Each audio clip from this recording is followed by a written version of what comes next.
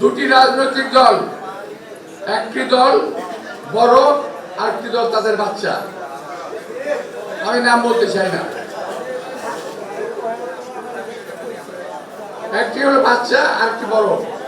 বাচ্চাদের সব স্বীকৃত হবে এবং এই ব্যাপারে তারা উচ্চ পর্যায়ে সরকারের উচ্চ পর্যায়ের লোকজনের সঙ্গে বৈঠক করেছে। তারা কিভাবে ইঞ্জিনিয়ারিং করে এই সিটগুলো নিতে যাবে যাতে বিএনপি ক্ষমতায় আসতে না পারে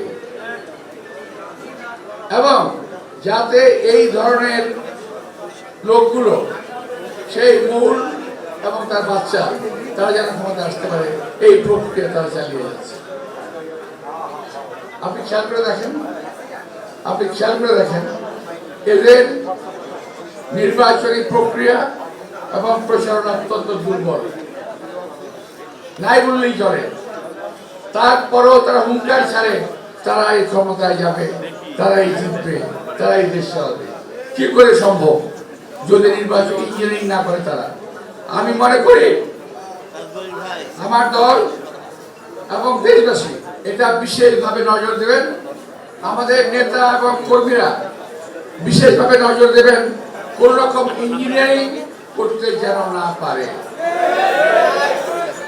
আজকে এখানে আমাদের নির্বাচন পরিচালনা কমিটির আহ্বায়ক সাহেব রয়েছেন, আমার শ্রদ্ধা নেতা নজরুল ইসলাম খান। বিজলি কেবলস এর স্কিন কোটেড ইনসুলেশন আগুন প্রতিরোধী। বিজলি কেবলস, নিরাপদ আজীবন। আছেন আমাদের পার্টির সেক্রেটারি জেনারেল মির্জা ফখরুল ইসলাম আলমগীর। আমি ওনাদের কাছে বলবো আমার এই কথাগুলোকে দয়া করে অবজ্ঞা করবেন না, কাজে লাগবে।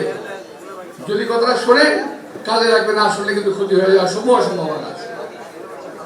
আমি তো সিরিয়াসলি কথা বললাম। পৃথিবীতে সবচেয়ে সহজ কাজ সমাবেশ এবং স্লোগান দেওয়া, সবচেয়ে সহজ কাজ। সবচেয়ে কঠিন কাজ কোনটা? নির্বাচনে জয়লাভ করা। আমি যদি এখন প্রশ্ন করি যে আমার এলাকার অনেক লোক এখানে আছেন, আমি জানি, আপনার কোনো উত্তর দেওয়ার দরকার নাই, আমি শুধু বলবো আর কি, শুনে যান। আমি প্রশ্ন করি আপনার কটা বাড়িতে গেছেন, কটা ভোট চেয়েছেন, বলতে পারবেন না। আমি জানি এটা। আমি বাসা থেকে মিটিং করেছি। প্রথমে খুব ধীরে ধীরে একজন একটা হাত তোলে, তারপর আস্তে আস্তে সবাই হাত তোলে। আসলে কেউ যায় নাই, মিথ্যা কথা। তো ভাই, আমরা তো রাজনীতিকের পর হয়েছি, বহু নির্বাচন করেছি, আমরা জানি।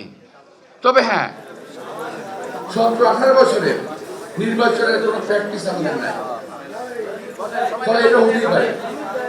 তা আমি বলবো যে আপনারা দয়া করে যে যেখানে আছেন, যে এলাকায় আছেন, দয়া করে আগের মতো হয়তো পারবেন না, যতটুকু পারা যায়। বিশেষ করে আমার এলাকাতে অ্যাপার্টমেন্টের সংখ্যা এত বেশি যে ডোর টু ডোর যাওয়া খুব মুশকিল। কিন্তু তারপরেও আমাদের জনবল এত বেশি আছে, ইনশাআল্লাহ আমরা চেষ্টা করি সবাই ডোর টু ডোর যেতে পারবো।